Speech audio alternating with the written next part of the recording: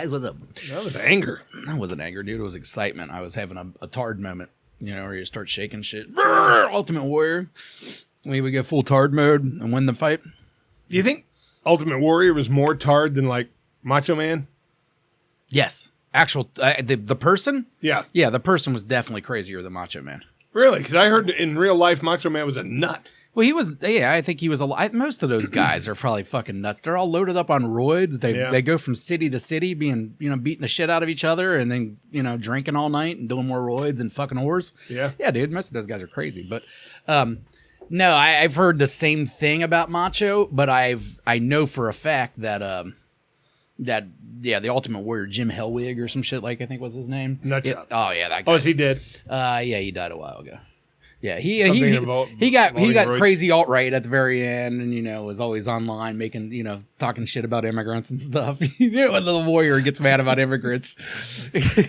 He comes from millions of miles away. I don't remember. I can't do the Ultimate Warrior's voice. I don't remember how it went. No. I mean, everyone can do Macho Man. He would get quiet and then loud. I remember that was a big Ultimate Warrior thing. Ultimate Warrior had the paint on his face. Yeah, right? yeah. He would get quiet and then loud, and he would always talk about nonsense. I know that. Like, he was probably the most out of left field interview there was. Probably the second best body in the history of wrestling. No, I don't know about that. I mean, you talking about just muscles? I'm talking shredded, fucking 8-pack and all that. Rick Rude. That's the one I was Rick talking. Rude He's has the one best for me. body in wrestling. He is the one for me. Yeah, dude, that guy. Ravishing Rick Rude was perfect. Yeah, you know? he was. And then he had his picture of himself on the shorts. But I mean, he wasn't gigantic. He's just in perfect shape. Perfect shape. Yeah, he looked like a model. Yeah, he was gigantic. Handsome man. I would have fucked Rick Rude. No, he had a fucking mullet for a while. I wouldn't have fucked. Well, I mean, that was the style. It was the 80s, dude. Who didn't have a mullet? I think you would look great in a mullet. I couldn't. Someone else asked me. I think Evo asked me to grow a mullet the other day. I can't grow a mullet, I don't think. I'm getting close to the skullet. You know, like where you're going the bald up top and along and back. I don't like that. A lot of old men do that. And you know what really drives me crazy? Old men that are bald on top with a ponytail. Oh, the worst. That's the worst. The only one that's ever allowed to do that was George Carlin. Like, he pulled it off, George Carlin can do whatever he wants because he's George Carlin. He's the man. But everybody else, go fuck yourself. Bald with a ponytail. Yeah, or if you like, I don't know, if you work at like a history museum or something. Like now, you know what I saw the other day? There's jobs all out. And I'm 100% positive this was not a joke. Even though I never laughed harder. I swear to God, this guy was wearing one of those visors with hair on it. Mm-hmm. That, you know, like those joke things. Mm-hmm. But I don't think he was wearing it as a joke. He was wearing the visor with the hair. Because he wanted people to think he had hair. Yeah, hasn't Bret Michaels been doing that for fucking 20 years? He has some hair underneath that the bandana, but in no picture can I find Bret Michaels without that bandana. Yeah. In the hospital, he was wearing it. He was in the hospital after surgery, and he had a fucking bandana. There's no way he has hair under that. No fucking way, or he wouldn't wear it. No, he had that dating show. Did he ever not have a hat on that? He had the hat and the bandana. Yeah, usually it was always in case both. The hat flew off. The bandana you think he was fucks in that bandana? Absolutely. Yeah, because he don't want to ruin his image. I mean, you literally can't find a picture in here of him without the bandana if he's not wearing a hat. You think he has like that Derek Jeter thing where he makes him sign a contract when he fucks him? And part of the contract that they is won't you tell? won't tell. Yeah, like I'm going to take my hat off and you're going to see what's really going on under here. I don't think he takes it off. But you think he fucks with this? I think he fucks with it on. I think if any human being is in the room with him, he's wearing it. What point of the relationship, let's say this guy did find love, what point of the relationship do you think he finally shows that he doesn't have hair? Well, I think at some point he's obviously admitting to the girl, if he's in love with her, hey, I don't have any hair under here. That's why I wear this. Yeah, that's why I'm a loser. But I mean, you know, a lot of people wear shit on their head, but you're going to find a picture somewhere of them with no hair. You would think. Not Bret Michaels. You can Google it, and you will not find a picture without a hat or that bandana. No, you're absolutely right. I've never seen anything else. No. And I don't want to. Why ruin the dream at this point? You know, I'm pretty stuck on it. So, we've had a couple interesting Uber rides this week. I don't think you're going to get in any of yours, but I do want to get into one of mine right off the bat because it was just funny as fuck, dude. This guy might be my hero, but not really because he didn't do anything heroic, but it's just his story entertained me for 5 minutes. Yeah. So I picked this guy up, some kind of hospital thing, and, you know, we get to talking his insurance, and he mentions that he's 422 days sober. And I kind of let that sit there for a little bit and didn't say much, and we're just chit-chatting. And then I went back to it because I was like, all right, well, this guy's not telling me anything fun. This conversation's getting boring.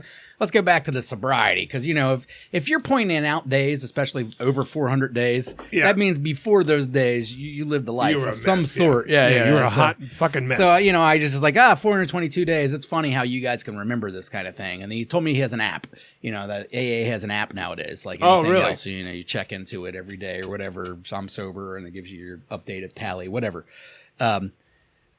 So then he starts going on about how he was an alcoholic, whatever. And he's like, and I can't have it. I'm not just like everybody else. I can't have a drink. He's like, one drink. Next thing you know, I'm smoking crack. Is that what he said? Yeah. He's like, I'm smoking crack and shooting heroin. Now, that's not my natural progression. That's what I told him. I was like, well, that's not all of us. Like I can have a drink without smoking any crack. I might drink a couple more, but I'm not going to smoke no heroin crack. either. Yeah, the heroin and the crack is like, he's like, oh, alcohol's my gateway. Is that what he said? Yeah. I'm like, all right, whatever.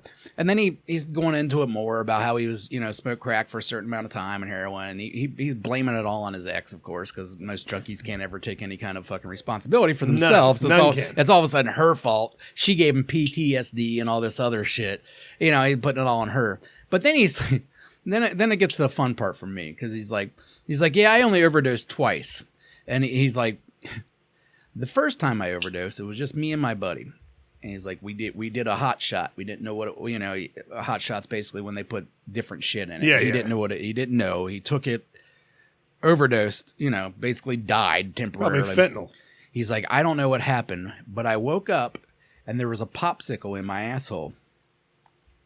And that's what shocked him to be awake. His friend, also a junkie, completely loaded up on heroin, probably decided when his friend passed out, what's he going to do? He's going to run to the freezer, grab a popsicle, and stick it in this guy's asshole to wake him back up. It works? And it works. So listen out here, junkies. If you ever have a friend that passes out, stick a popsicle in their ass. If you can't afford Narcan. Yeah, you don't have any Narcan on you. You can certainly afford a box of popsicles. Yeah, you got a fucking bomb pop? Stick that shit right up the old butthole. I guess it shocks the system by having something cold stuck in your asshole. I don't know, but it worked for this fella. It woke him up. He said he woke up, and he woke up, went across the street and bought a Four Loko, is what he said. Is that what he said? Yeah, he said that was always his move. Both times he what did the guy look like? Pretty normal, good-looking guy, honestly. Really? Yeah, like a pretty average, maybe like a little bit hillbilly-ish or whatever, but not... You wouldn't look at this guy and go loser. Yeah. You wouldn't look at this guy and go junkie. Well, I would like to have seen him 422 days ago, yeah. Yes, maybe then. But nowadays, you definitely wouldn't look at him and think that. But, the second time he said he woke up just on the ambulance bed, and they told him he was dead for like 2 minutes. That would do it. And again, he said he got right out, went across the street, and got some more alcohol. And went right back to it. Now, alcohol isn't what made him die and get a popsicle shoved up his ass. No, that was the hot shot of heroin. That was the heroin. But, either way, just know that, junkies. Sometimes you got to stick a popsicle up someone's ass. It's just, it has to happen. You're trying to save your friends. You're not doing anything weird. You're not being perverted. You're trying to save lives. So always stick a popsicle, or always keep a popsicle on you. For those of you that feel weird carrying around Narcan, like, I don't want to carry around Narcan. No one minds carrying around a big thing of popsicles. All right, so you never know. You see a junkie passed out, shove a popsicle up his ass. You'll be saving one junkie at a time. I'll do it. And then $200 if you eat that popsicle after you shove it up his ass. No I'm way. giving you $200 if you lick that popsicle. How far does it got to go up his ass? I guess a decent Just enough amount. to wake him up? I think you got to touch the prostate to wake you up, don't you? I would think. I think that's what actually does it. The tip of the popsicle hitting the prostate. That was that's a good lift story. Last week, Yeah. I saw crack in my car. Oh, he had actual crack. He had actual crack. How do you know it wasn't salt? Well, it could have been. He was ripping people off. Carried a big bag of rock salt around. Well, he was in the back of the car. I'm here to melt your ice. He was in the back of the car, and I said, hey, man, do you care if I hit this vape? Because I asked people, and he looked cool enough. That's a weird thing to me. What is? That you hit your vape while driving. Yeah, well, he got out in the car, and he was vaping outside the car. Mm-hmm. So I knew it wouldn't bother him. I know, but it's still it's just weird to me. Whatever. Go. So I hit it, and he goes, that weed in that vape? I said, no, I started this to quit tobacco. And he goes, because I sell it. I sell if you need some. I sell it. And he pulls out a couple small bags of weed. Yeah. And then he pulls out these crystals and goes, I got some hard, too. And I asked somebody, I had asked Brandon what hard was. Hard's crack, yeah. So he goes, I got some of that, too. And he stuck it back in his pocket. I saw it. It was there. It was in my car. What a weird guy. And the weirdest part about this guy, he was a UC student. Looked like a nerd. Didn't look like your typical drug dealer. Selling crack, huh? Selling crack. You think it's crack?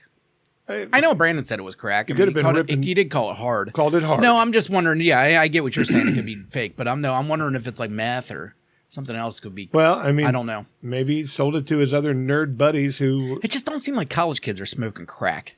Adderall, crack's cheap. Maybe some meth, but I just don't. I went to 5 colleges. I never met crack. I don't. Most of the people that I pick up while I'm driving, most of the people, even if they look fishy, they're just fucking normal. They don't really say much. But when this nerd pulled out the crack, I was sitting there thinking, kid looks like a fucking honor student. You know what I mean? I'm like, let me see that crack. Let me see that That's crack. what I wanted to say. Give me that crack. Well, man, maybe it was meth. Maybe, he's like that fucking Breaking Bad dude. He came up with his own meth. What's his name? Heisenberg? Walter White. Heisenberg was his fake name, but yeah.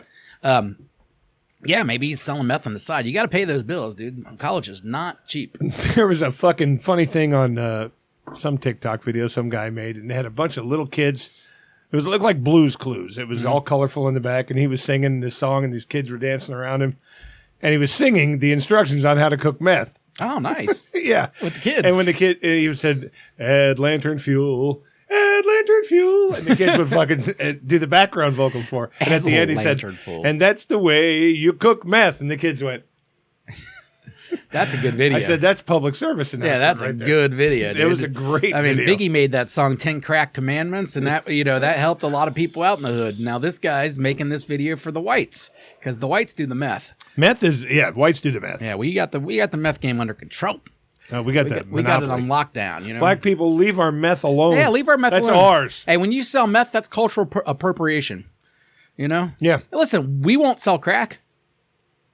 I'll tell my people to back off the crack. I have to get a hold of this guy then. That was a white guy? White guy. Oh, I didn't expect white guy. He looked like a nerdy little I didn't know white people sold crack. I've never met a white guy that sold crack. I got some. It was in like one of those little envelopes with the zip top on. Yeah. The zip thing. And he goes, I got some hard too. And I mean, I've met white people to sell every other drug. Yeah. But crack, I thought that was a black one, and we had meth. Yeah, and white people sell pills. A lot of pills. We like some pills. Everybody likes pills. Yeah, but the people selling them that I've always known of were white. Pills are safe. I encourage all drug users and drug addicts to stick to pills. I really do. No, and I'm being serious. Like I'm 100% being serious. A lot of people are getting fucked up on pills. No, and you can, but you can measure it. That's the biggest thing. Like, well, that's true. You can never know with street heroin, with street cocaine. And now, granted, I've heard that they can make pills out of fentanyl and stuff too.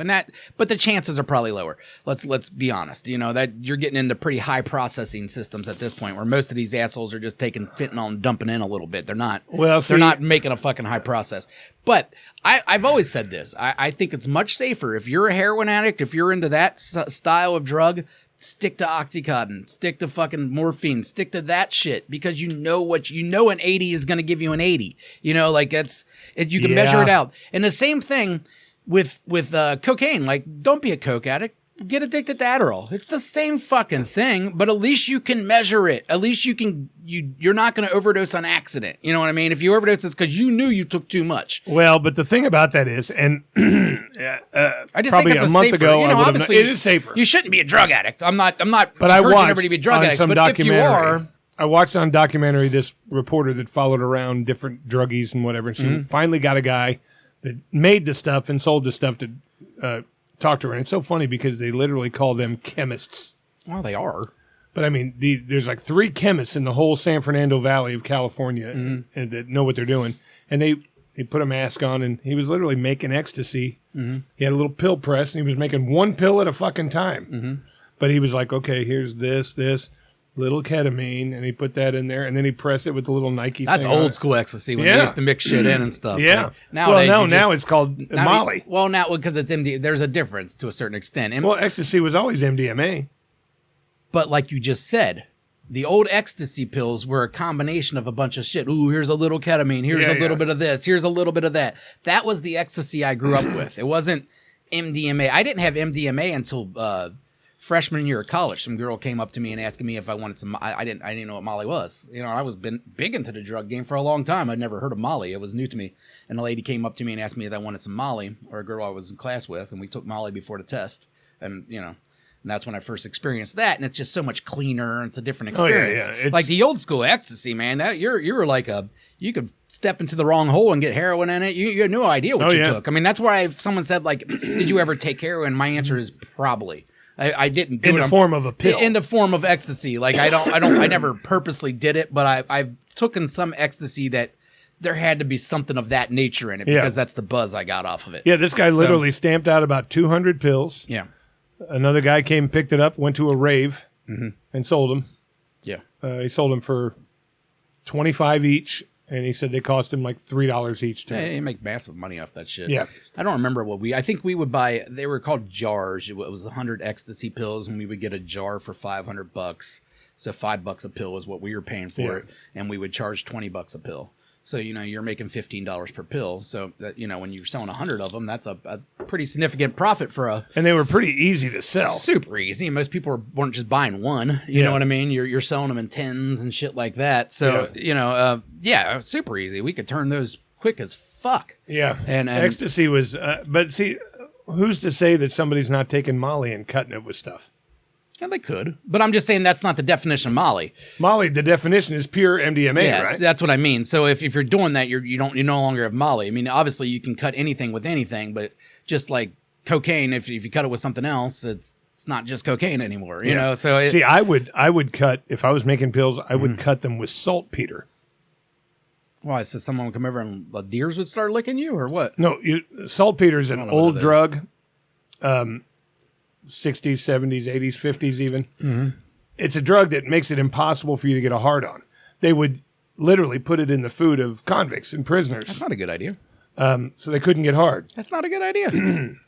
They put it in soldiers' Why food. are you trying to fucking ruin the business? Well, no, the whole point is they didn't want guys raping each other. You can't No, rape but somebody with a soft dick. But if I am a drug dealer, I want drug addicts. Well, yeah, but what I'm you saying don't get drug addicts if the current drug addicts can't fuck. Because you know what makes drug addicts? A couple drug addicts fucking, they're going to get a little drug addict born. And But in the whole 18 years, point you got a is new customer. Well, because not even 18, 12 I like years. to fucking, shake Jerk the off thing guys? up. No, I like to shake up the fucking system. I know that when guys take ecstasy, they get horny, and girls take it, they want to fuck. You're right. So I'm going to give them ecstasy and go, ha when they can't fuck. And then you can't fuck. Yeah. Well, that's the weird thing about ecstasy, too, though, is you really... You still feel really good, you just can't fuck. you really- and you don't blame it on the ecstasy You because can't you really feel great. fuck that well anyway. Oh, you can't? On ecstasy. Well, you can, but I don't know. It's hard to explain. But ecstasy makes you just want to touch stuff. Again, right? I never did pure MDMA, but like 2-3 times. So I don't know. I know that old school ecstasy, and that shit probably had some shit that probably didn't help you fuck in it. You know what I mean? But it made you feel really good, It right? made you feel great. I was a weirdo. And now maybe this is because my personality. Most people would take ecstasy and be in a really good mood. I would take ecstasy and be very on edge. I was angry about it. I was an asshole on ecstasy. I was the exact opposite. What you should be on ecstasy. I felt great, though, was the weird part, because I think I'm so comfortable being an asshole. Like, that was my comfort zone. I'm back like, fuck you, like, because I felt physically great, and it was my favorite drug of all time. But is it? Yeah, old school ecstasy was definitely my favorite drug. I did a lot of it in a short period of time. But when you did it, one pill was enough, right? At first. I mean, ecstasy is one of those ones where you're never like, I took 10 pills or anything like that, but you might do 1.5, 2 after a while, stuff like that. Gotcha. Maybe a little bit more. I guess it depends. Or you try to layer them out so it lasts longer. Because I knew a guy that would have to take 4 or 5 hits of acid to trip.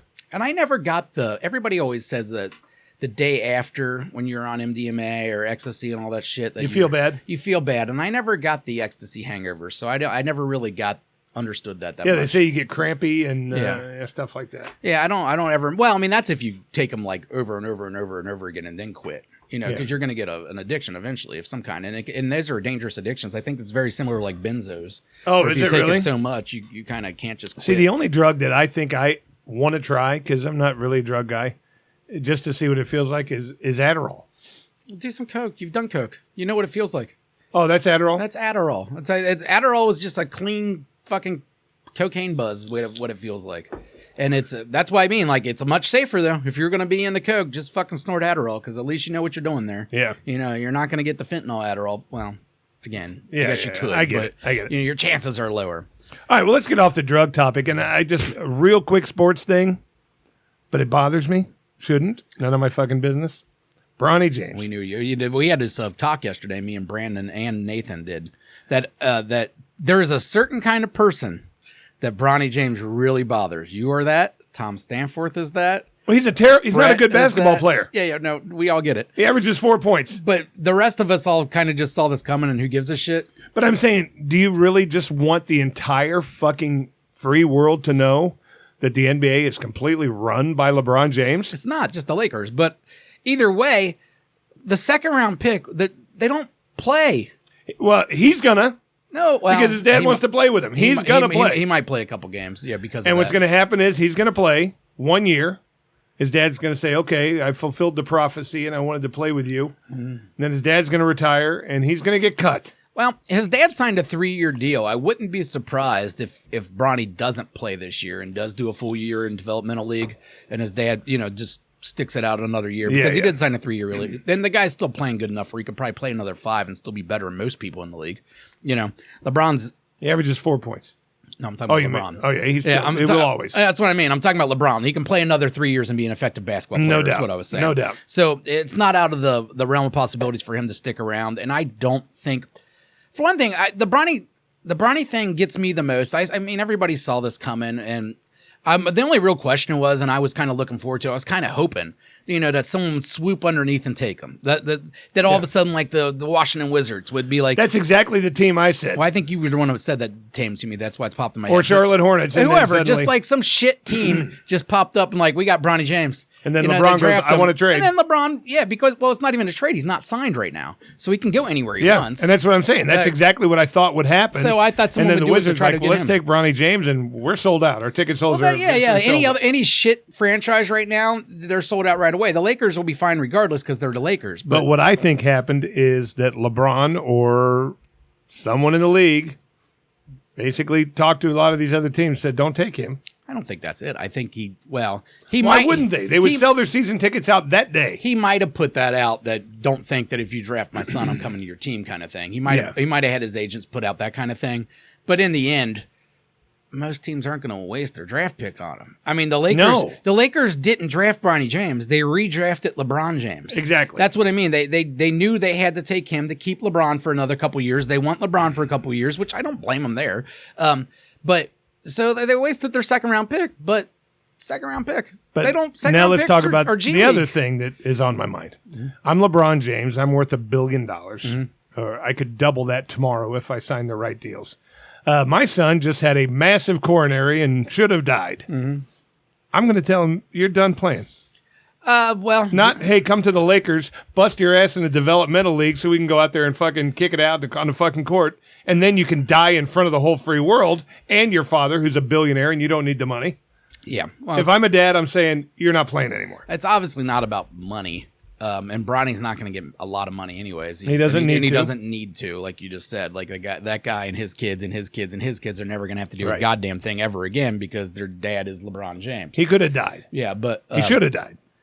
I don't know much about what happened to him. He had a heart attack, right? A massive coronary. Yeah. And the same kind of thing that killed Hank Gathers on the court. Mm-hmm. Fucking Len Bias died of it. Now his was a drug-related thing. But still, your 19-year-old kid, 17-year-old kid, whatever he was, has a massive heart attack. As a father, I'm going, you're done with sports. Yeah, there's two human elements in this one that I don't quite understand. I mean, you take the sports element out of everything and and the reasoning of why you would draft a player that's not even NBA worthy and, to your team.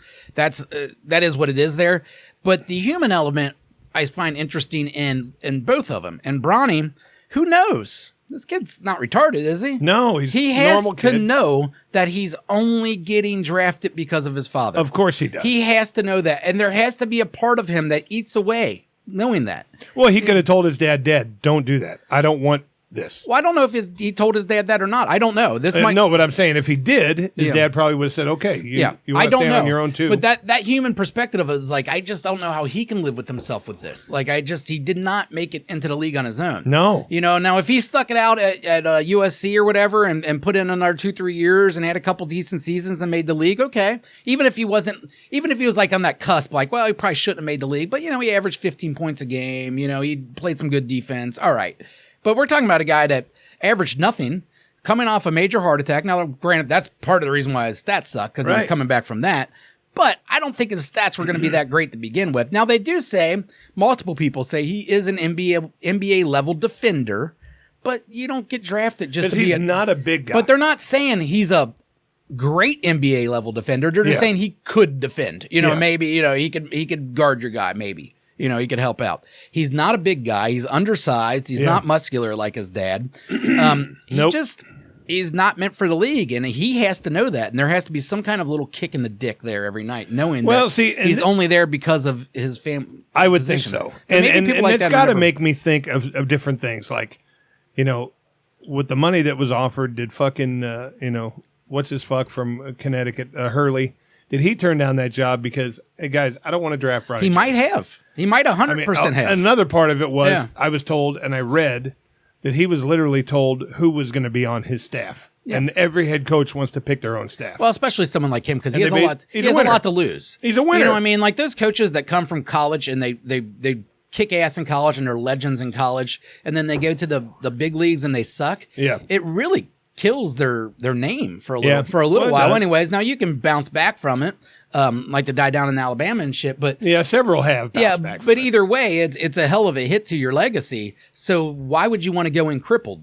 And I said that from the beginning. Well, not from the beginning, but as soon as I heard the UConn guy was going to get that job, I was like, well, then Bronny's not getting selected. This guy wouldn't take that job if that he was told that he had to take. I think that's exactly the reason that he didn't. Reddick, is already. What do you want me to do? Yeah, he's their puppet already, so it don't matter. Him and LeBron are like good friends. Like, so, and with that being said, typically the second round never makes it to the league. The second round pick is and if they do make it to the league, at best they're a role player off the bench that maybe gets 5 minutes a game to spell people. But just the thing about it is, I know with Jerry West fucking gone and stuff, but whoever's running that team, the ownership of that team, they had to agree to it. Yeah. They had to say, this is good. There was only like two or three teams that even checked him out. Like practice. But see, the thing about it is, and this is what gets me, the Los Angeles Lakers are the team of the NBA. Mm-hmm. Always have been, ever since Magic, really. Now there was others. There's Bird and you got the Warriors and all that. But the Lakers are the Lakers. The Celtics should be. They have the most championships and everything But I mean, the Lakers, they could lose LeBron tomorrow, and they're still sold out every game. Probably. That's just how it works. Well, yeah, I think out in L.A., that's just a show. Well, it is. But what I'm saying is, why would they do that knowing full well that LeBron goes somewhere else and we're still good? We're still going to make the same amount of money. They're going to make the same amount of money, but they're not good. Well, no, but what I'm saying is they're good as far as bringing in money, and that's really what it is. It's a business. Yeah, but LeBron's not doing anything for them because they're sold out every fucking game before he got there. Mm-hmm. They'll be sold out every game after he leaves. You got all the celebrities out there buying half the fucking tickets. You got the companies buying the other half. Well, he brought the Lakers back to prominence. I mean, they did suck there for a little bit. He came in, they won a championship. Granted, it was the 2020 season. It was like half a year, but either way, they did win a championship. But yeah, but it's like now, if you're risking losing LeBron, you could be okay. We're going to lose LeBron. We're still going to be sold out, and let's go after someone.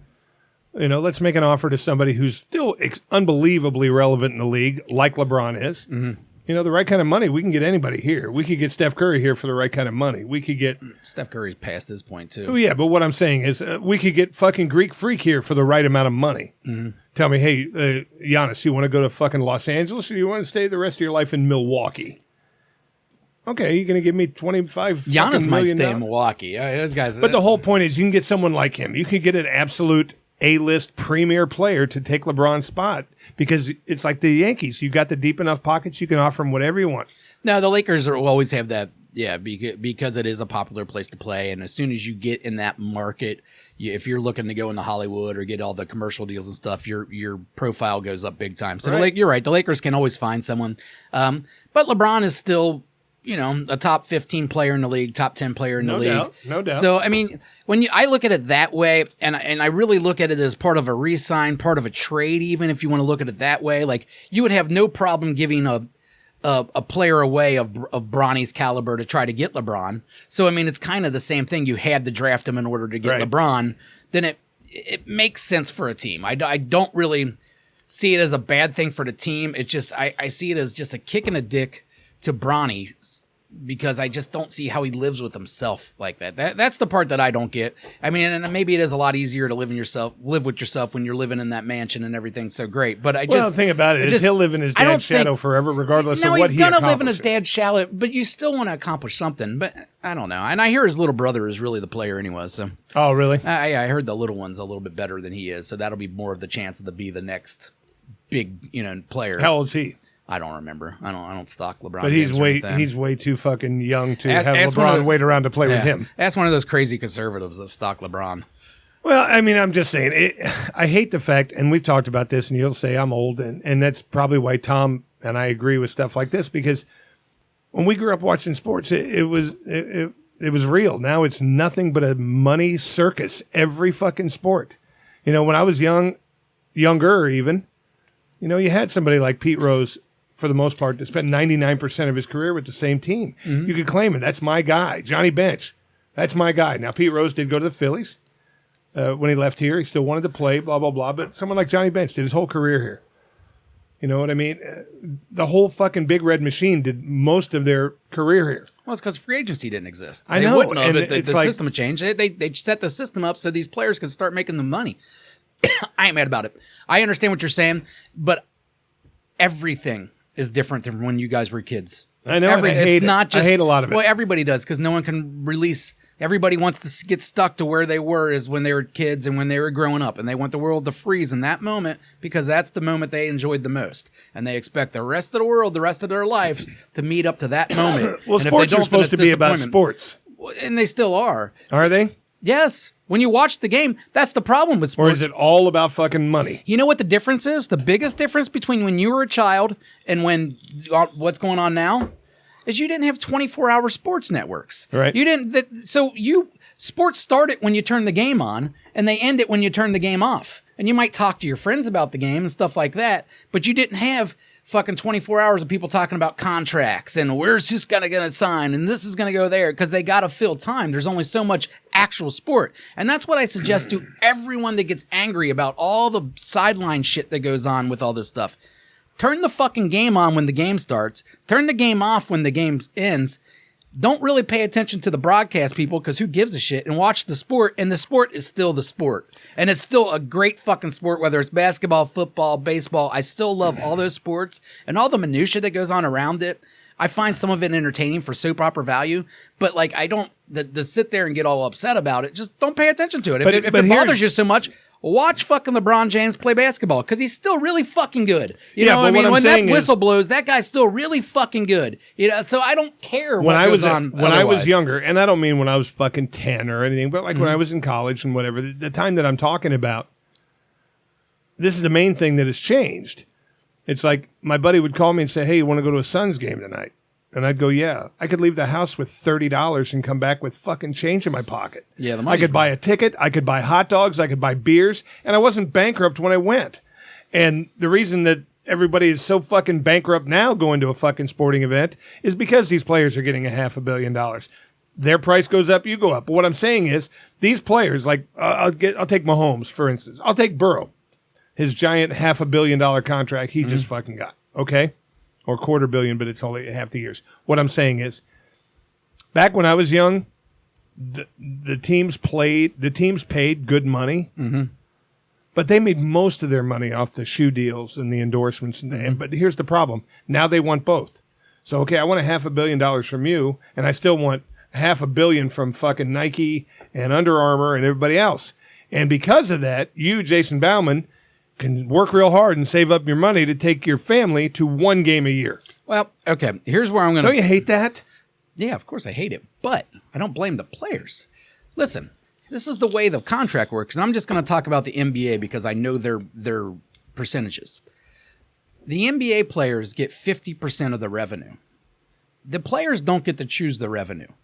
Now, if the owners were going to make all their games $20, you know what I mean? Every ticket $20, then the revenue would go down. And since the players are getting a percentage of the revenue, 50%, the players' salaries would go down. The players don't get to pick the ticket prices. These are the owners you guys get the mad at. These are the people that do it. All that the players are doing now is getting a bigger chunk of the money. Now, before the owner of the Celtics, let's say, would make $600 million and he would have to pay out to the players, he would have to pay out $200 million. So he kept $400 million. Now he has to pay out $300 million. So the players are making more money because he has to pay 50% of the profits. But again, the players don't set the prices. No, but you know what the players don't do anything. Pay me this or I ain't playing. But that's what they do. Yes, but the market's set. It's but what 50%. I'm saying is they're holding the fucking manager or the team owners by the nuts and saying, I'm not going to play unless I get X amount of fucking dollars. But you're not seeing the point. If the maximum is, and they got max contracts in NBA, and it's done by percentages based off revenue. So you're not saying I'm going to pay more than I'm worth. You're saying that you think you're worth that, whatever. But that money's already there. The money's already been taken out of the hands of the fan. Like that money's already there. They just want their percentage of it. They're taking the profit. You got $600 million of profit, and they're saying, "Hey, I want $200 million. I'm your best fucking player. Like I should get the. Why are you getting all this? The money is already out of the fans' hands. That doesn't matter at that point. The anger needs to be focused on the ownership. It's just like any other corporation. You're getting mad. It'd be like people coming in and getting mad at us for getting paid a certain amount of money. And it's like, we're only getting paid because the owners are making that money. Like that money is being made. Now be mad at the owners for overcharging you at Kroger for your bread and stuff like that. Be mad at the owners for charging you $80 for a fucking shitty ticket. But you can't get mad at the players for when this money's already made. They're just saying, hey, if you're going to make that much fucking money, well, then we need to get our chunk of it because we are the reason you're making that money. But what I'm saying is on the other end of that, the owners are saying, well, if I don't give him this much money, he's going to leave. So I have to raise prices so that much money is there to give him. No, that's not the way it works, though, dude. They got a cap. You know, like in football, you got a cap. You just have to figure out how to spend it. In basketball, you got a cap. The cap's based off revenue. So therefore, that money is already made. I know this. So that they're not ever having to raise things to pay for something. Now they can raise things because they want to make more. You know, and that's what the problem is the fucking owners and are they're greedy, all doing that. And every one of them. Of course they are. And the league's greedy as a whole. But don't blame the players. They just want the percentages that are being made. The money's already made. They just want their chunk of it. You know what I mean? They're like, you made $100 off this. I did most of the work. Why the fuck do I don't get a bigger chunk of that $100? But regardless, the $100 was already paid. So I don't understand the anger at the players about salaries. I think it's people not understanding the way that these leagues are set up. You know what I mean? Like, I totally get mad understand getting mad at ticket prices. I totally get mad or understand getting mad to pay for all the cable. And it's walking in and literally, I want to take my kid to a fucking. Now the Reds are different. You can still go there cheap. You still can, but like I want to take my son to a Bengals game. Hey, Dad, I want a bottle of water. Here's $8 for a fucking bottle of water, and I'm going. I hate somebody for this. Yeah, as you should. And there's a lot of people to hate, but I just don't think the players are the ones to get it. But the players are the ones that don't show up to fucking practice and camp until you give me my fucking money. That's fine. I wouldn't either. Isn't that why they have a union? I wouldn't. Yeah. Isn't that why they have a fucking union? Exactly. Show up, do your fucking job, and the union will fight for you on this part. That's what the whole fucking point of it. The players are going outside the fucking union saying, fuck you, I ain't coming. I don't know if that's outside the union. They don't get paid. It's not like they're. We're union people. Mm-hmm. If somebody had a problem with work, would we tell them don't show up? We got a different job. But that's not the point. The point is the union is supposed to fight for you. The unions fight for you if you're blah blah blah. What I'm saying is the players are going, well, I don't care if I'm in a union. If you don't give me $500 million, I'm just not going to come. Yeah, but that's not. I don't get what you're saying there. That's not nothing to do with the union. The union whole doesn't negotiate salaries. If you think that there's not greed on both ends, I think you're wrong. Okay. I think there's extreme greed on the players' ends. I don't. I think it's the players wanting their share, and if you're going to make it, I just think you. But someone like Burrow, that he wants your share, but my second string offensive lineman, I don't give a fuck what you get. Because why would you? The whole point is that these players, and I'm not talking about Burrow, I'm talking about guys that are like, hey, either give me this or trade me or whatever, blah, blah, blah. And the players and the coaches or the team is going, okay, well, I want to give him this, but in order to give him this, I got to dump this guy. I got to put this guy in the fucking streets, and I got to put this guy in the fucking streets to afford this guy. Tell me this. You're working. They tell you, hey, you get a $10 an hour raise at your job right now, but we're going to fire a couple janitors. Are you turning down the $10 raise, dude? Are you turning down the $10 raise? No. You both work for the same fucking team. I can't lie. It's the same fucking thing. It's just in a bigger thing, and you guys scrutinize it. Everyone would do the same fucking thing if they were in that situation. It's just, it's hypocrisy. I hate old people suck. The fact that you can't afford to take your family to a fucking game. Sure, and I hate the fact it cost me $400 to go to Kroger. Right. But that's everything right now. It's not just the game. It's just, it's inflation in general, which it's not going to get better because I watched the fucking debate last night. I can promise you this. Before we go on to the debate, I can promise you this. If, let's say, something happens and our economy starts to get better and groceries go back to affordable prices and gas goes down, I promise stuff at the ball games will not go down. No, they won't. They're not anytime soon, no. No, I agree with you there. And so it's like, okay, I can go back to paying $1.29 for a loaf of bread and $1 for a half gallon of milk. I think entertainment in general. But I'm still going to pay. Yeah. You're right. You're totally 100% right. Concerts, same way. Yeah, exactly. You go for a beer at a fucking Riverbend concert and you're paying $13. Yeah, I think entertainment in general, like that, those prices aren't going anywhere. But the worst part about it is, as a sports fan, as a music fan, I'm still going to continue to do it because that's what the stuff I enjoy doing. I don't go to many games. Well, as far as football games, I try to go to 1, maybe 2 a year if I can. But that's only if I have some kind of contact who will sell me his tickets at face value. That's what I mean. I have to get a deal. I have to get them for free. I just don't pay for many games. It's too fucking expensive. Well, I go to Reds games. Especially a family, dude. A family. Bengals, taking a family, the Bengals game is going to cost you $500. Every bit. Yeah. And but it's like last year I took Nate to a couple Reds games and literally got out of there with less than $100. Nah, Reds games are different. You can get well, because there's 163 of them and they don't have to milk. There's a shitload of them and the team's not always the best either. So they're 162. Usually, they're usually out of it by mid-season and everything else. And with me, as far as baseball goes, now it's different with football, but as far as baseball goes, I don't give a fuck who they're playing. What's that? Those were the faces Biden was making last night when Trump was talking. All right, let's go on to this. I didn't see any of it.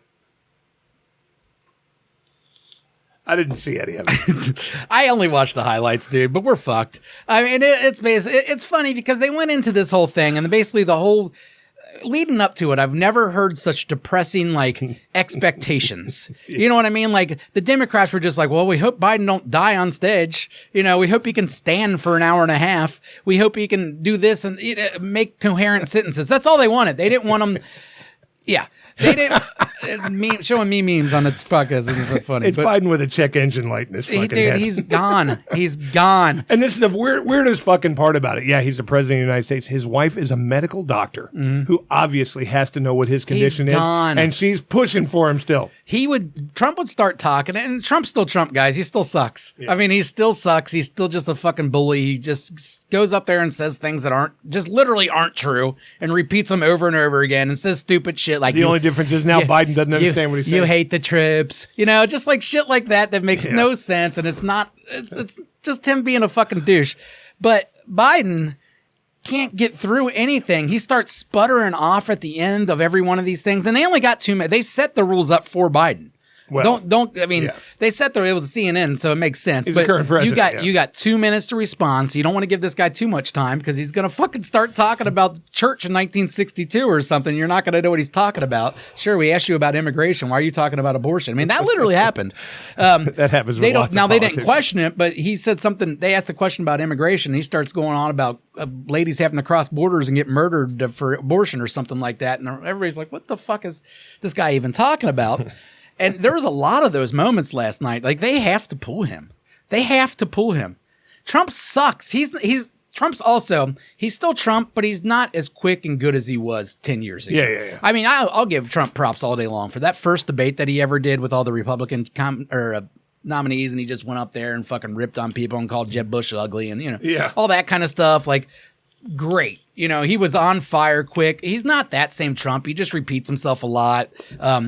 He's just an asshole. He's not as good as he used to be at this. So I do think a good candidate would just tear his ass up. Not even a good candidate. Is there one? There's someone that's awake. But is there one? I don't think you have to be a good one to tear Trump up is all I'm saying. But the whole thing is the Democrats aren't looking for a good one. I know. They're good where they are. They want Biden. I don't know what they want. So even if somebody better came along, the Democrats are like, well, we're endorsing I don't know him. dude, I don't think they want Biden after this. It's that he's not going to win. It's kind of too late for a new person. No, it's not. The election's in November, man. But it doesn't matter. You're running against Trump. I realize that, but the whole point is it takes a long time to sell yourself to the fucking public. You need mass fucking... I disagree. Here's why. I would say on a normal election, you're absolutely right. You're absolutely right. If he was going against a normal everyday Republican, you're right. But at this point, you got to remember, Democrats, Republicans, whatever you want to fucking join, it doesn't matter who runs. You could put Jim Carrey up as a Democrat, and automatically 90% of Democrats are just going to check the box because that's what they're going to do, regardless of the name. So it doesn't matter there. All right. The few that you do got left, they're so fucking happy that we're on the fence maybe about it. They're so happy Biden's gone. They'll take anybody who can form a sentence. And a lot of people will vote anyone but Trump. And you're going against Trump. So now we got a guy that's not about to die and I can vote for him and feel good. You know what I mean? Like, because there's a lot of people right now that aren't going to vote for Trump, but they're not going to. The me's of the world. I always say, like, I feel like I'm one of those swing voters because I won't vote. I can't vote for Trump. I won't vote for Trump. I'm not voting for Biden, though. No. All right. It's so another one of those deals. But I'm with you. If you throw a mediocre candidate up there that, I might vote for him. You know what I mean? Just because at least it's not Trump kind of thing again. And I can deal with anyone that can form a sentence right now that's not Donald Trump. But Biden can't form a sentence anymore. I know. He's not there. I don't. I couldn't vote for Kamala. I've made a career out of anyone but them. Voting that way. I really have. Anybody but Hillary. Okay, Trump, you got my vote. Anybody but Hillary. I've never been that guy. I have. But I kind of am for Trump because I do think he's scary. I do think the cult that he's created is just, it's not good. You know what I mean? It's just not a good political scene. It's not. It's radical. Yeah, it's just not cool. I'm not, you know what I mean? I don't hate Republicans, dude, but those Republicans are just like, they're not rational humans. They're just dirty, gross people. No, and and one of the main reasons about that is you people that are everything Trump. I get that you hate Biden and you think Trump's going to do better by you in the presidency, but you totally negate the fact of all the fucked up and illegal shit he's ever done in his life. That fucking interview, grab him by the snatch or whatever he was fucking talking about. Pussy. You forget about all of that stuff.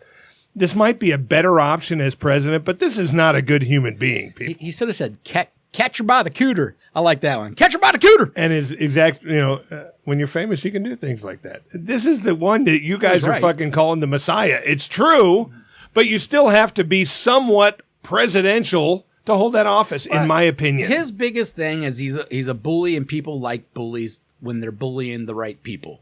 Well, and the people that those kind of people hate, Trump came out and he bullies them, and he bullies them hard, and they love it. See, I had a real in-depth talk with one of these Trumper people, and they said some things that nobody can argue because they're legitimate facts, and the diehard crazy liberals of the world might disagree with me. Like I said with you, I'm on the fence about everything political. I don't trust you. I don't care what letter's next to you.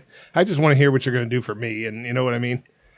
But it's very true what he was saying. A lot of the stuff, the country's going to shit crime-wise. We can't afford to fucking raise our kids anymore without 2 or 3 fucking jobs. None of that. As far as the Democrats are very, very liberal on crime. You know what I mean? Very liberal as far as you're not going to get this many years. That guy that just fucking almost killed that teacher got 6 months in jail because of an ultra-liberal judge. These are the things Republicans have a tendency to crack down on more. Hey, fuck you. You did this. You're going in forever. That kind of thing. And I think that's what they're looking at. Okay, he said our streets are going to be safer. We're going to be able to, we can take our kids out at night. And some of that has got a shade of truth to it, regardless whether it's 100% true. There's parts of it that are true. It's not, dude. It is. There's so much fucking crime. And this city leads the fucking way, dude. They don't. Crime's gone down almost every fucking year since the 80s. How many shootings in the last 2 months have we had in this city? But look at the overall stats, dude. Crime has gone down over the years. You just hear about it more. You sound like my mother. No, I'm not trying to sound like your mother. Well, what I'm saying is, they hear about it. We didn't hear about it back then. You're going zippity doo-dah. Everything's great. And we're sitting here 5 minutes earlier talking about the fucking 20 neighborhoods in this city we won't have the fucking balls to drive into. I'm saying zippity doo-dah. Everything's the fucking same as it's always been. You're just hearing about it more. I ain't saying it's great. I'm saying nothing's fucking changed, and nothing will ever change. You're always going to have poor people. You're always going to have rich people. And you're I always don't disagree with that. What I'm saying is that liberal judges in the system have a tendency to be much less throw the hammer down and put you in jail for a long time, depending on no matter what you've done. Okay, we want to rehabilitate. And you know, call me a racist if you want to, but the immigration thing is a real problem in this fucking country. It is. And I've always said it is.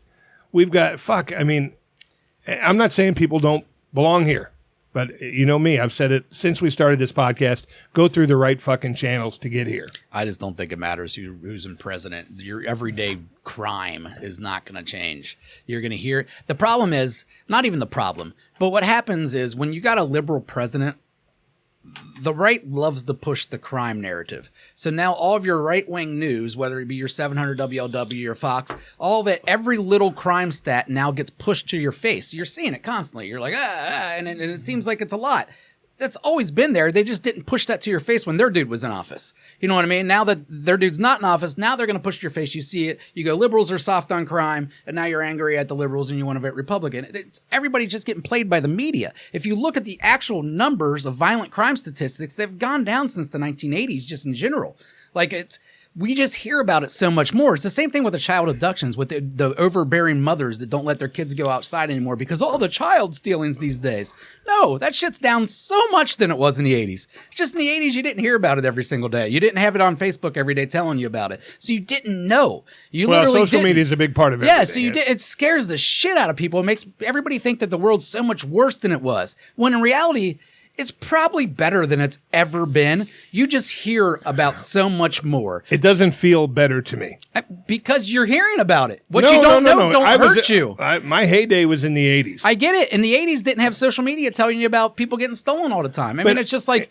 But we didn't hear on the news every day in the 80s that 5 people just got shot in a fucking grocery store. They didn't talk. They didn't care. For one thing, in the 80s... You're saying mass shootings, for instance, mass shootings aren't up from the 80s? The mass shootings are. The mass shootings is a different thing. People didn't go into a school and fucking blow away 40 kids. But they only do that in America to begin with. That's just part of our violent culture. We are a violent culture. We have a very violent culture in America, and that's what we've created. And, you know, our music contributes to that, our movies, everything contributes to that, whatever. The fact that we treat our mental health crisis so horrible, the fact that there is such giant segregation, that this country was built on slavery, all that contributes to the massive, violence. It's the same way Australia is kind of a violence of a continent. They are kind of.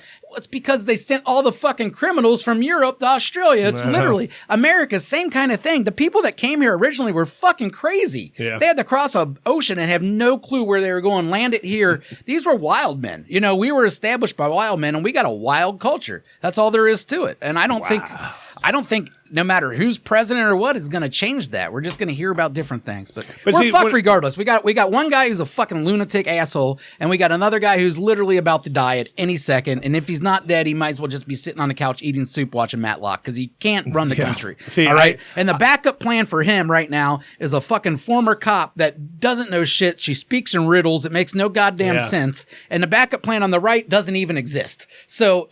we're fucked right now. Was there any talk? You didn't watch the debate, right? No, I watched highlights and shit like that. I mean, has there been any buzz? Because I haven't heard any about who he's going to pick to run with. No, I haven't heard anything. But they barely ever talk about that kind of shit at the debates. I mean, they're not. I mean, it would be a great question. Hey, who's going to be your vice president? But they're not. According to CNN, they pretty much said he's got the selection made. He's just not telling anybody. But he said, I'm 99% sure this is who I'm taking. I would guess it might be some kind of minority. Could be. That would be smart on his part. It would be a smart move, yeah. Whether it be a woman or one of those Indian fellas that are gaining popularity on the right, or maybe one of those black Republicans that you see peep their head out every once in a while. I could see something like that. I don't know. He needs to get someone. I think it would be smart, because I think that at least, and I hate to use the racial or the female thing to try to sway people, but maybe people on the other side could say, all right, maybe at least I got somebody to look at. They need to find like a kind of a moderate Republican, I think, that's still able to play the press enough where when they ask questions about Donnie, when he says shit, where you can just go, that's Don, hey, he means well, but we're trying to focus on this, and this, shit like that. Like if you get a candidate like that, it might help convince the middle of the road people go towards Trump a little bit. I don't know if Trump's a smart candidate, which he's not. Let's establish that right away. He's not. Yeah. Trump would be good to not play the fucking asshole right now. He'd be good to just try to focus on policy, even if it's wacky or whatever, and let Biden hang himself. You know what I mean? And that's what a lot of people thought he was going to do last night. But he didn't. He was just as aggressive and as asshole as he's ever been. You're telling him multiple times you're the worst president ever. Just saying stupid shit. And I mean, I would have, but I would have liked to things without saying things. Did he? I mean, obviously, a million times he had to have addressed the crazy stuttering Biden. I was waiting for it because they showed his face, and he did a very good job of keeping a straight face most of the time, which I thought he was going to make faces and like that kind of thing. Yeah. And he did address it once. He's like, I don't know what he said at the end. He trailed off. I'm not even sure he knew what he said. And he said that. That was a great line. But outside of that line, he didn't really have any smokers, dude. And I was looking forward to it. I love a Trump debate. Biden was just going. He did. He had these faces, dude.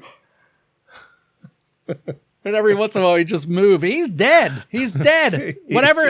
We all expected him to be all hyped up on these drugs. They didn't give it to him. He those 2 minutes that he had. He goes strong for like the first minute. A little bit. His voice was raspy, and he talks like an old man. He talks. Oh yeah.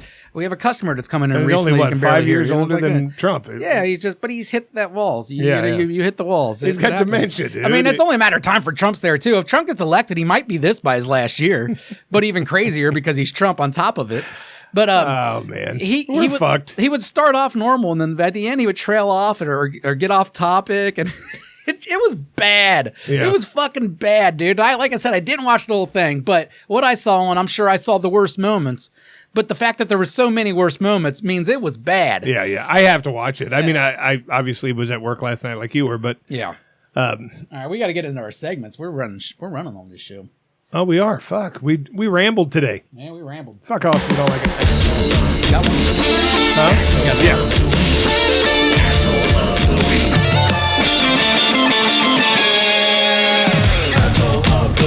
Asshole of the week. I have an asshole of the week, and God, this one's personal. Okay. All of mine are personal. Usually are.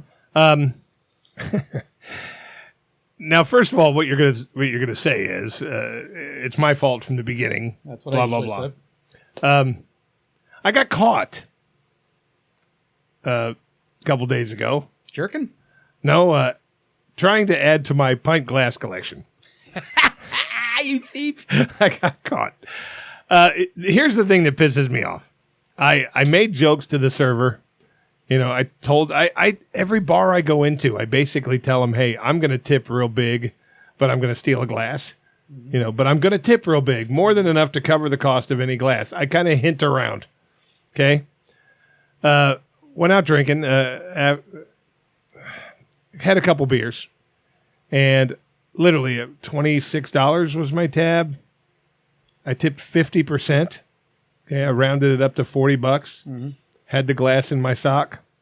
My sock. She comes over. She laughs and she goes, "Put it back." And I went, "Put what back?" She goes, "You know what I'm talking about. Put it back."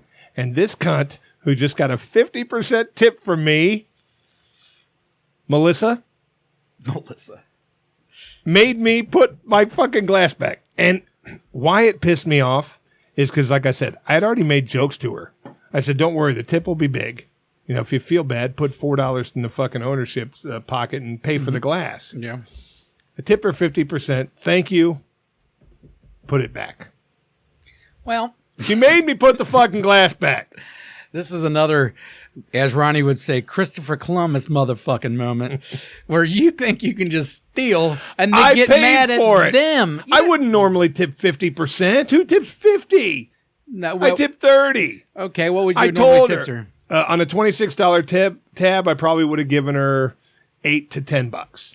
Okay, so you gave $8. You gave her an extra $5. You gave her an extra $5. You think if they sold those pint glasses there, they would charge $5? I was in the bar business for 30 years. Those things cost like $1. I understand what they cost. No one. You don't.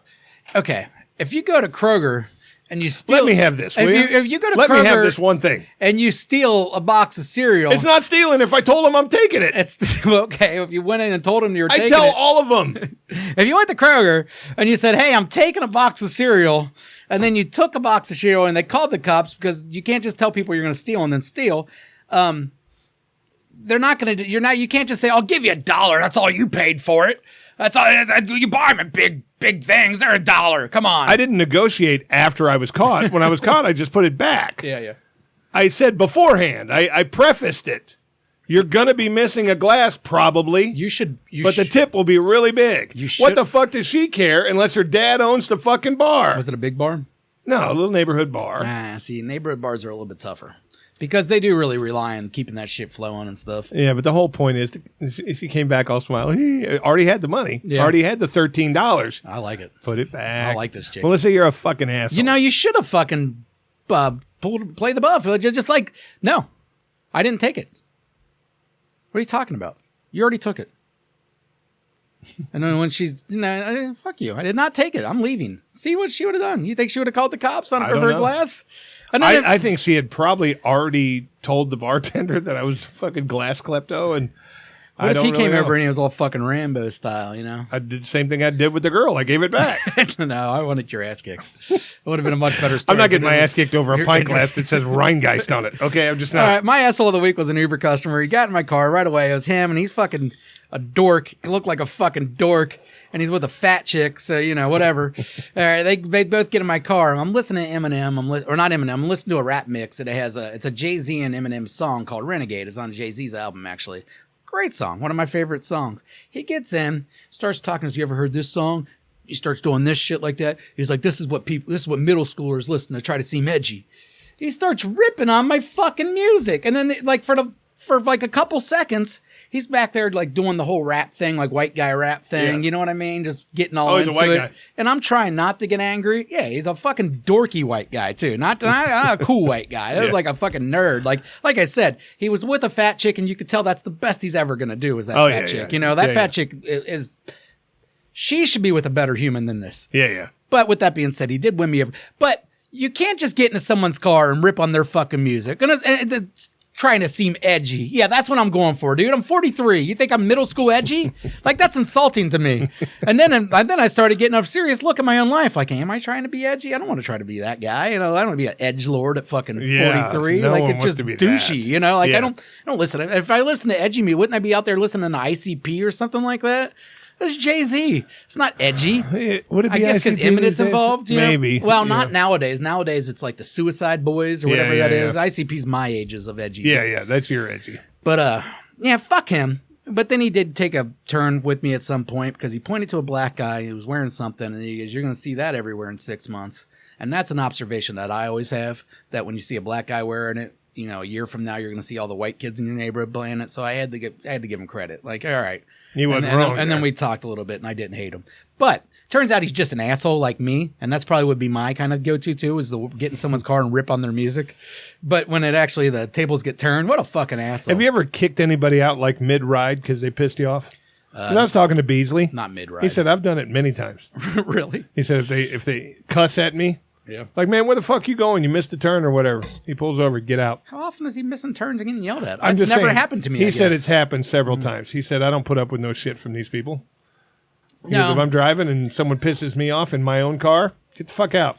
Yeah, I've almost did it. He said, and then if they don't get out or they try to argue, I reach under my front seat like I'm going for my gun, and they get right out. Yeah, usually that's exactly what they think it is. Yeah. Well, yeah. Beasley, what is his ratings? He's always pulling guns on people and kicking them out. Jesus Christ. He didn't say he does it every day. He says he's done it several times. Yeah. When he picks up an asshole and they're being a dick in his car, he goes, "This is my car." What happens when someone calls his bluff? And says, "I'm not getting out"? Well, no, they see him reaching under the car or under the seat for a gun, so they grab their gun that's already right here and put it right to the back of his fucking head. He says normally he doesn't have to do that. The time he reached for his gun, he said there was a guy punching his window. He cut off a guy in a parking lot, and the guy came up to him and punched his window. Yeah, that's not a customer. And he went under the fucking... No, but he says when he has to kick a customer out of the car for cussing at him or yelling at him, he just pulls over and says, you know how Beasley is? He Get out, dum dum. Get the fuck out, donkey. Yeah. You know what I mean? Yeah. He doesn't. There's no sugar. He goes. The nice part is gone. He's not gonna. Hey, do me a favor, bud. I don't like the way you're talking to me. Get out. It's gonna be get out of my car. Yeah. So he says he's had to do it several times. Well, he's a full-time driver. Yeah. So that's going to happen a little more. I've never had to kick anyone out. There's a kid over your shoulder. Are we buying dinner? I don't know. Go inside now. Now. Jesus Christ. No, it's not. That was Cain. I call him Jesus Christ. Yeah. Latter-day Saints. So he was an asshole, but then he won you over. Yeah. So. Oh, I forgot what I was talking about. You were talking about the asshole. Yeah, who won fuck you him. over. He was an asshole, though. He's still my asshole of the week. He You got wear in the car, Crocs? but it's not a bad thing. Do what? Do you wear Crocs? I wear Adidas clogs. So They they're have holes in 'em? Croc-like. Yes. Because the other day I was dealing a certain game, and on the table was a whole bunch of little fuzzy little animals, and I said, "What the fuck are these?" And apparently, you're supposed to stick them in the holes of the Crocs. Have you ever heard of this bullshit? Yeah. They like decorate their Crocs with little fucking. No, Kane has some. That's pretty popular. Actually, you'll see that a lot of black guys will have those. But Really? they'll be like the 23s or you know what I mean, like 8 Yeah. for LeBron or Kobe. You know, shit But like someone made a fucking that. Especially the younger ones. $1 billion. Hey, why don't I They make have a something name. that goes in the holes of these? Yeah, I heard they said the name. It's like Croc Tops or some shit. I forget. Yeah, they but said the name. No, Kane has Pokemon ones. I don't, and Well, I don't even for a kid. I get it. Yeah, well, I don't know many adults that wear them. Oh, this obviously fell off an adult's Crocs because it was at work. Well, maybe like a gay or like a woman. One was a fox, and one was like a farmhouse. Yeah, I got an issue with it. I got an issue with most things though, so that's nothing new there. You got a price? I have a price.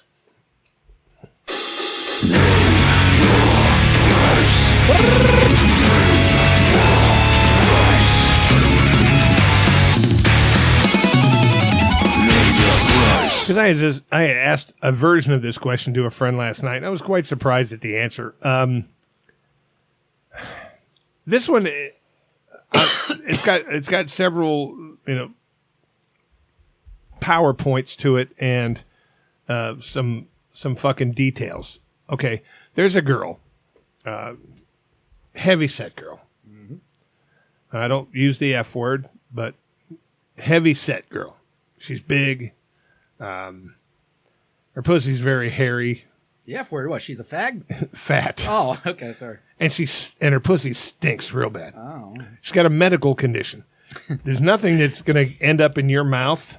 You're not going to get trench mouth. You're not going to get crabs or anything, but the thing's going to stink and it's going to be hairy. And she said, look, no guy will touch me. I've been working an extra job. I just want somebody to come over once a week and go down on me till I come. You're not going to get sick from it. You are not going to get any diseases, but it's going to be fucking gross. Look, she said, it takes me 10 minutes to come. I just want somebody to come over once a week, stick their face in there, get me off, and leave. How much per visit? She's not a rich person. She's just a working girl who guys aren't interested in. She just wants you to come over and lick that stinky She's not a rich person. She don't have the money for me. This might be one that she's priced out on. I'm not going to lick fucking gross pussy for like a small price. She's not dirt poor or homeless. I mean, name a price. Maybe she can, negotiate with you. But 10 minutes once a week. No. I mean, it's like $10,000 per week. Oh, my God. What are you thinking? $10,000 for 10 minutes of making a chubby, unhappy girl happy. It's not about the chubs. It's about the fucking the fucking medical stank. It's medical stink, but Yeah. it's nothing dangerous. You're care. not going to get anything from That's it. not my worry usually is getting. You're not going to get anything from it. Yeah, no. $500 a week. It's 10 minutes of my life, and I'm making $500. Would you rather lick that turd or that turd? Would you rather lick that pussy or a turd? The pussy. I'd rather lick the turd. The turd can make you sick. Can it? Yes, it's poop. All right. Well, There's a guarantee that this hairy, stinky thing non-sick poop that looks horrible. Okay. Well, you promised $500 a week. If a promise of no sickness from the turd. Zero. Oh, from the turd? Yeah. No, I'm still licking. I'd rather lick dirty pussy than a clean turd. It's a turd, man. How about a cat turd? It's a turd. I'll eat a cat turd. It's poop. I'm not licking poop. I'd rather eat a cat turd than lick a medically stank pussy for 10 minutes. The medically stank pussy has no medical risks.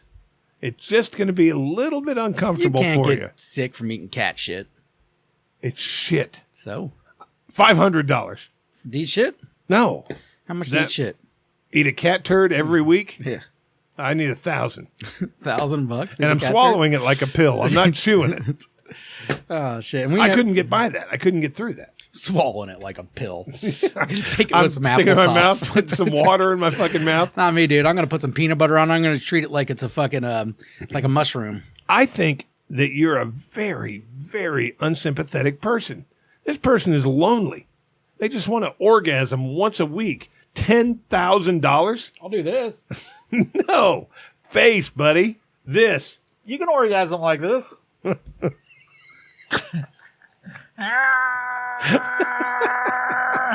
think you can do it. Right? I'll give 2 fingers. All right. So, yeah, big difference in price here. I mean, $500 for me is more than fair. 10,000. 10 minutes. 10,000. I'm usually reasonable on these, but that's disgusting. And I don't see the worth. Like, I see no, like... You don't see the worth. You're helping somebody's fucking self-esteem. You're helping physical needs because I don't get blown once a week. She'll live. But you get laid. She doesn't. This girl gets no opposite sex attraction whatsoever. She's lonely. Just wants to nut once a week. And she wants it orally. She's a woman, dude. They got those badass vibrators nowadays. She wants a man's tongue. She wants your tongue. Get a wolf. She wants your tongue. Get a timber wolf. $500, ladies. Eat that pussy. Because, you know why? Because I care. Hey, you're a nice guy, dude.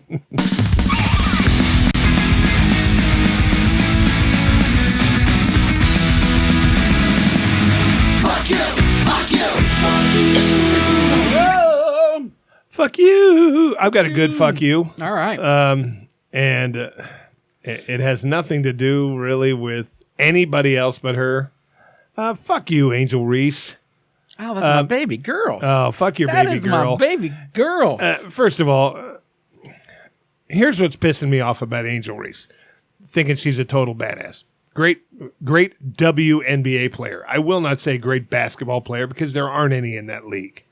Great WNBA player. She's a badass. She's not getting pushed around. She's getting a shit ton of fucking double-doubles and rebounds. Who cares, dude? Here's what I care about. Beautiful. She's pretty. Here's what I care about. Because all of a sudden, and this is a hot button for me, all of a sudden, all around me is WNBA. Okay. It's on TV every fucking day. Okay. They're talking about it every fucking day, and people have suddenly turned it into a soap opera. Let's not forget how bad the basketball is in that league. I think that was my fuck you last week, buddy. The whole point is now because of Angel Reese, who bad bitch, hates Caitlin Clark, we can just fucking milk it, and by next year they're going to be saying, hey, I want $2 million this year. WNBA got shit tons, and if they bring in the money, fine. But what I'm saying is, Angel Reese, you're a rookie. You've been in the league 3 months, and you're saying you're the baddest bitch in the league? Shut the fuck up. Shut the fuck up. She is the first woman to ever come in the league and get that many double-doubles in a row. I'll give her credit there. She is a rebound machine. She's almost she's like a Dennis Rodman out there. You're an old white guy because why Angel Reese and not Caitlin Clark? She's the one. Well, because Caitlin Clark's not the one in my face every day. Yeah, well, she stays off the TV. If she stays off the TV, I hear about her constantly. You hear about her from other people. Oh, okay. You don't hear about it from her. And if it was Caitlin Clark in my face doing the same thing, it'd have been fuck you, Caitlin Clark. I think, again, that's back it's to fuck you anybody who's that's back to the media making me focus any attention on the WNBA. Well, you don't have to focus. And I think you're blaming the wrong people again. I think Angel Reese, if you go like this, she's going to say something. Caitlin Clark, she might not say anything. That's the only difference. I mean, but the fact is, there's still all these people going like this. You can't blame them for saying something when everybody's putting a microphone in their face, asking them to say something. But they're not going out of their way to say something. When you stick a microphone in your face, the first thing doesn't have to see, I'm the baddest bitch in the fucking world. Fuck you. That's athletes, come on, dude. Man. That's athletes. I realize it's athletes, but the whole point is, I have always been a big, not opponent, but a realist when it comes to the WNBA. Yeah, it's goofy. It's boring. Yeah. It's not good basketball. And throughout the last couple of years when they're all bitching, we want the same money as the fucking NBA. We want a lot more money. Well, you're not bringing in any fucking money. But suddenly, because Caitlin Clark and Angel Reese went into the league, it's like suddenly every night there's 2 WNBA games on TV. Well, there's multiple reasons for that. When the NBA and the WNBA actually work together, they're the same thing. They're the same entity in the end. And when the NBA sells their league rights include the WNBA also. So it's part of the package deal for the TV. The TV likes that because that gives the TV channels more content. So now they got the WNBA as part of the NBA package. You didn't so have this many last year. Well, no, it's because it's more popular now. Yeah. I mean, their viewership's gone up big time because the WNBA has found out, which a lot of and maybe this is why you don't like it, and I understand that, is I don't like it because they're terrible players. Well, there's that, as far as actually watching it. But the WNBA has found the way, at least the media has found the way to make these players into characters, and the soap opera has now started. You know what I mean? So now people aren't watching for the fucking game. They don't care about the underhanded layup.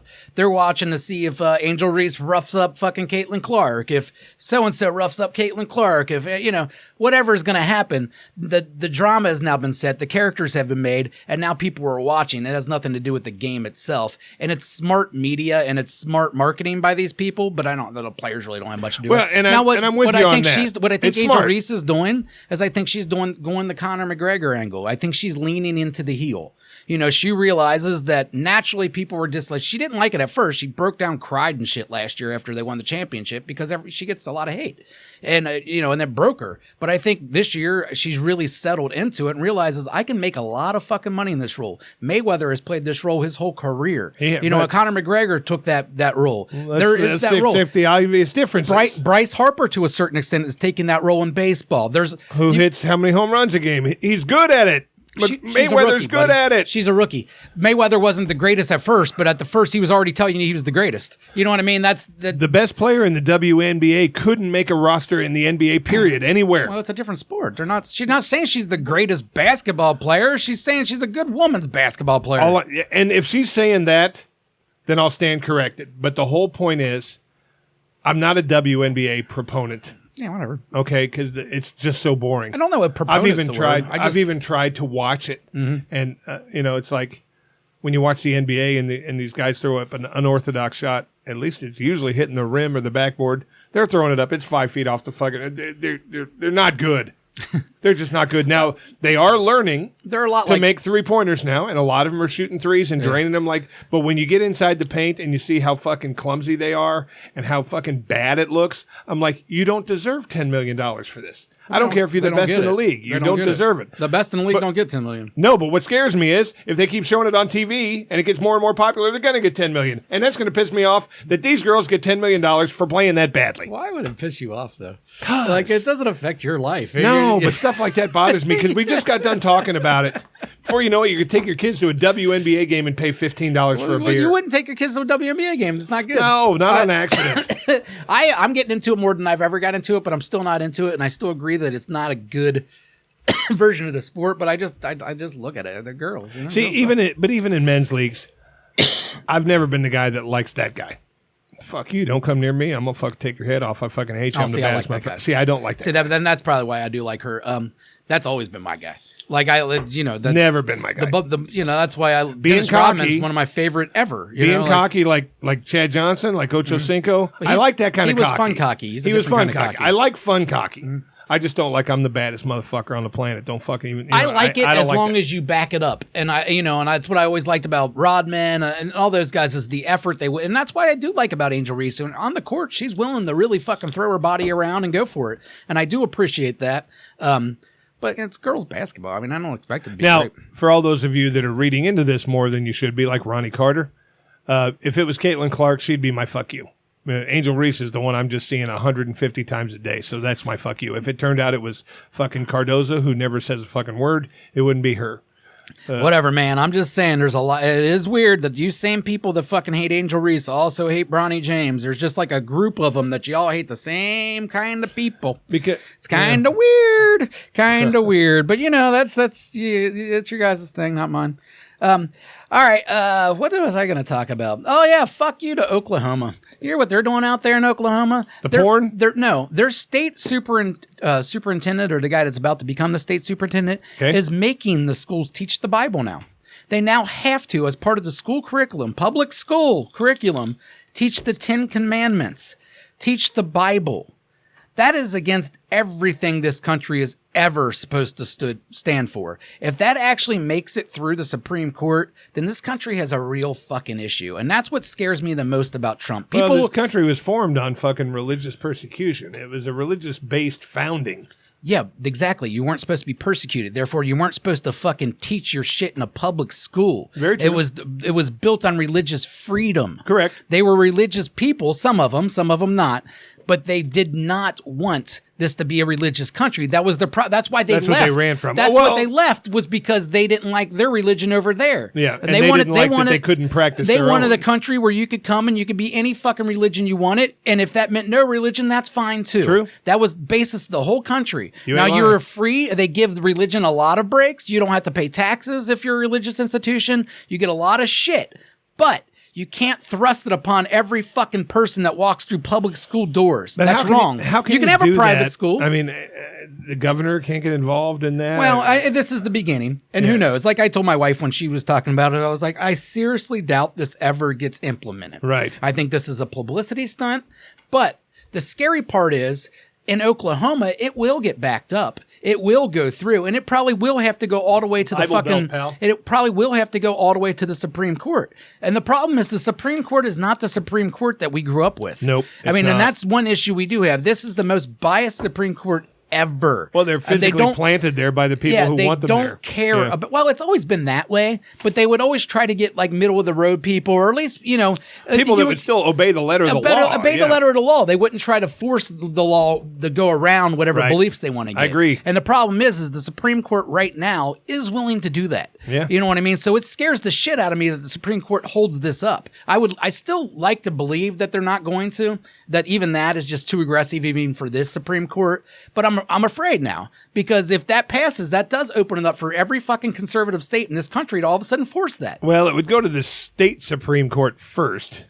Well, it's going to go to Oklahoma State, but come on, you know how conservative Oklahoma State Supreme Court probably is. Oklahoma's very It would not shock me at all if it passes in Oklahoma. It would shock me, but only kind of if it would pass in America. People are fucking farmers, man. You know what I mean? They're Republican Trump farmers is what they are. Yeah, whatever. That's fine. And do your thing, but not everybody in your state needs to be forced to go through the fucking biblical training. And that's absolutely awful. I guess that will be up to the parents at that point to. I just don't get how you can be a patriot and believe that religion should be forced upon people. Like those two should not go together. You're right. You know what I mean? That's literally not what this country's for. Agreed. 100% agree. Fuck you. And yeah, that's the all whole I state got. of Oklahoma. Fuck you. Yeah.